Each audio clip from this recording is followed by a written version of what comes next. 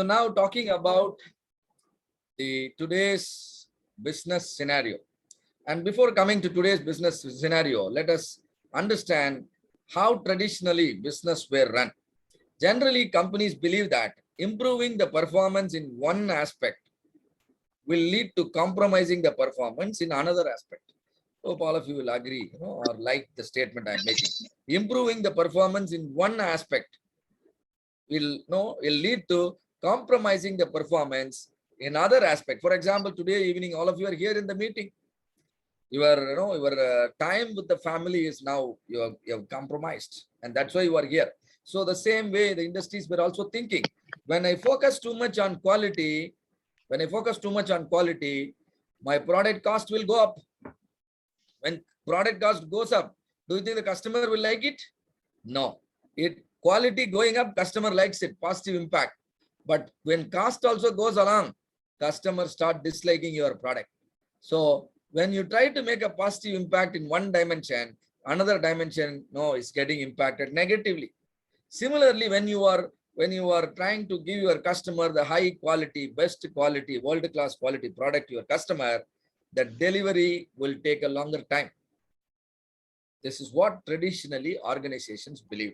But now, if you behave as a customer, do you think you will like the way, you will like this particular approach? Definitely no. You will expect a high quality. You will expect the world-class quality. At the same time, the price should be very, very low, isn't it? That I mean, you will expect the quality product to be offered at a competitive price, cheap in the market. And third important thing, the moment I pay, you take the money in this hand and deliver the product in the other hand. And that's the expectation. Hope all of you will agree with me, right? And is there a strategy which can help you, achieve this, which can help you make a positive impact in all the three dimensions? What are the three dimensions? Quality, cost, and time. That means quality should go up like anything, cost should come down, and third thing is delivery should happen on time. So yes, there is a strategy, and that strategy is called Lean Six Sigma. Lean Six Sigma strategy can help you to produce that three-dimensional effect. Sometimes people call it 3C. What is 3C? Customer satisfaction, cost, and cycle time. This is nothing but quality, cost, and delivery time. Because Six Sigma is all about reducing the defects. Reducing defects means what? Any non-conformance is a defect. Customer wants something, but you fail to give it. That's a defect. Customer wants you to produce, a product in 5 minutes, but you are producing it in 10 minutes. That's also a defect. Defect is not always the physical defect. If you delay the output, that is also a defect. If you produce it early, that is also a defect, isn't it? So just in time is important. So if you eliminate the defect, that means you started believing the philosophy of doing things right at the first time. If you do everything right at the first time, there is no necessity of rework. Only when you produce defects, you have to rework. So if you eliminate the defect, if you eliminate the rework, your quality, not only your quality improves, your cost also comes down. So you are making a positive impact in the quality because you are not producing defects. You are also making a positive impact on the cost. And since no defect, no rework, you will deliver faster, right? And that's how the Lean Six Sigma works. As the focus of Six Sigma is on reducing defects, the focus of Lean is eliminating waste and thereby reducing lead time, right? So that's how Lean Six Sigma strategy helps you to make this three-dimensional impact. And now, another problem in any business is price pressure. What is price pressure? Any customer you have, imagine you have a contract with your customer, work contract, and your customer is ready to buy the product continuously for the next 5 years. Do you think the customer will keep on increasing the price he is paying? No, he will come in the other way around.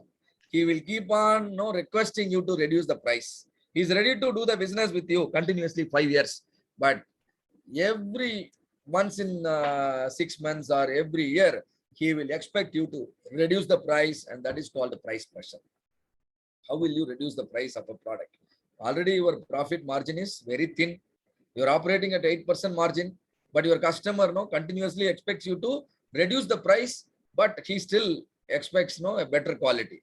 And it is very important to understand what actually constitutes the price of a product. There are three components. The first component is called the base price. What is base price? The raw material, the machining cost, the labor cost, the overhead, and these are all unavoidable. Any organization, you must have all these things to produce products and offer services. So this is called base cost. And number two, there will be failures. Whether you are a small company or a big MNC, there will be a failures, and nobody can say there are no failures. There will be failures. If you say there are no failures, it simply means you don't have an eye to see the failure. What is that eye? The eye is Lean Six Sigma, right? And so there will be failures, and so there will be a cost associated. The cost associated with the failures is called cost of poor quality. And number three, of course, every organization needs this for its own existence, which is the profit.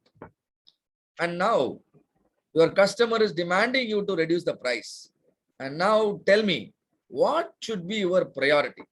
Is that your priority is to reduce the base cost, or your priority is to compromise your profit, or is your priority is to reduce the cost of poor quality? You need to be efficient everywhere. There are three options. You can work on any of the three, but I'm asking you, what is your priority? Priority means you can work on only one item. Can you tell me, can you help me? What is that item I should work on it to bring down the cost of the product? COPQ we have to work, sir. Very good. Beautiful answer. Because profit is already thin, and if you reduce further, your management will not like it. But reducing the cost of poor quality, everybody will like it. Your management will like it, and your customer also likes it, because he is going to get a better product. And even the employees also they like it. They don't want to, they're not producing any defects purposely. And so your priority should be on reducing cost of poor quality. Six Sigma, Lean Six Sigma, or any initiative you are taking in your company will work on C only, which is cost of poor quality. Will target to reduce the cost of failures. But Six Sigma and Lean Six Sigma will do it beautifully, provided if you are trained to implement it properly, right? And that's the only requirement. Now, let's understand